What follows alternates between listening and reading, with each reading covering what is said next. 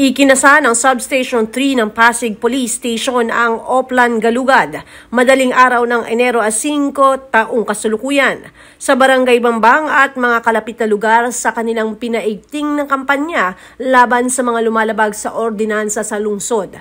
Sa pangunguna ng bagong station commander na si Police Major Emil Garcia, masinsinang tinutukan ng operasyon ang mga iskinita, pangunahing kalsada at komunidad upang siguraduhing nasusunod ang mga alituntunin sa lugar. Layunin ng kampanyang ito na paigtingin ang kaayusan, disiplina at kaligtasan ng mga residente.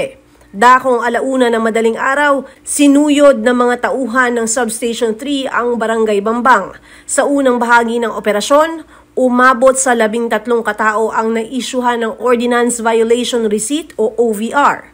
Kabilang sa mga lumabag ang 2 residente na natagpo ang walang saplot pang itaas. 8 ang naaktuhang nagiinuman sa pampublikong lugar at 3 nahuling naninigarilyo sa mga kalsada.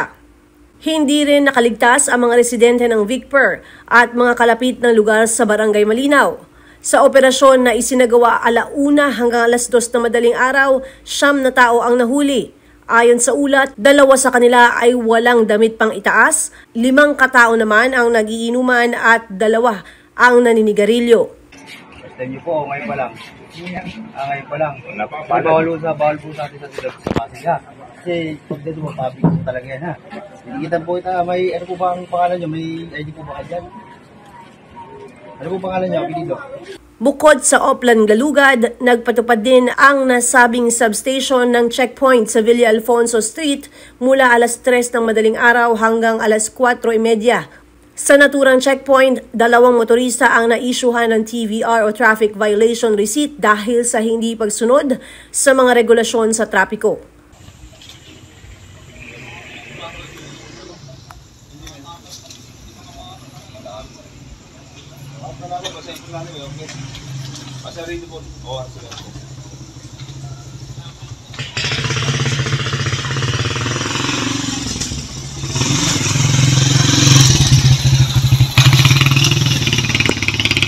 Ayon kay Garcia, ang mga ganitong operasyon ay bahagi ng kanilang pinalakas na kampanya upang tiyakin ang kaligtasan at disiplina sa mga nasasakupan ng kanilang estasyon.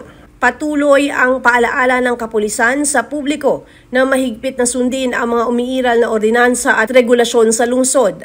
Sa mga darating na araw, aasahan pa ang pinaigting na mga operasyon at checkpoint na ipatutupad ng Pasig City Police Station. Ako si Luan Peñano para sa latest ng iNews Pasig.